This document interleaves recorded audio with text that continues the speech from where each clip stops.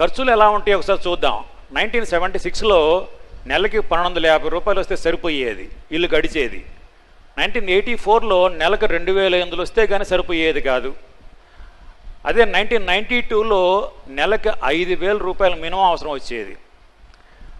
అదే 2000లో నెలకి 10,000 అవసరం వచ్చింది. ఎందుకంటే అవసరాలు సేమ్ ఉన్నా కూడా ధరలు పెరుగుతూ ఉన్నాయి, కొద్దిగా అవసరాలు కూడా పెరుగుతూ ఉంటాయి.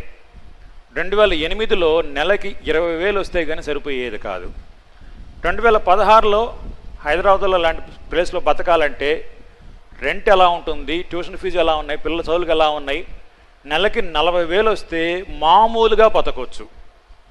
అయితే 2024 సంవత్సరంలో ఈ same standard of living maintain చేయాలంటే నెలకి 80,000 వస్తే కానీ చాలదు. మరి 2032లో same standard of living maintain చేయాలంటే నెలకి 1,60,000 కావాలి.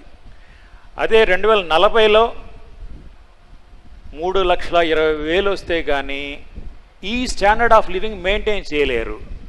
మరి 2048లో నెలకి 6,40,000 వస్తే కానీ ఇదే స్థాయిలో మనం బతకలేము. మరి నెలకి 6,40,000 రావాలంటే అంటే మీ రిటైర్మెంట్ స్టేజ్కి అప్పటికి శ్రమపడే శక్తి ఉండకపోవచ్చు. అప్పుడు నెలకి 6,40,000 రావాలంటే మీ దగ్గర ఎంత ఉండాలి?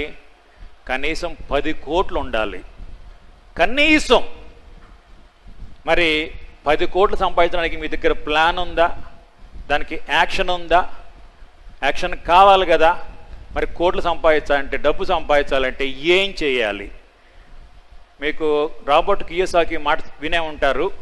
ఆయన చెప్పిన ఫార్ములా ESBI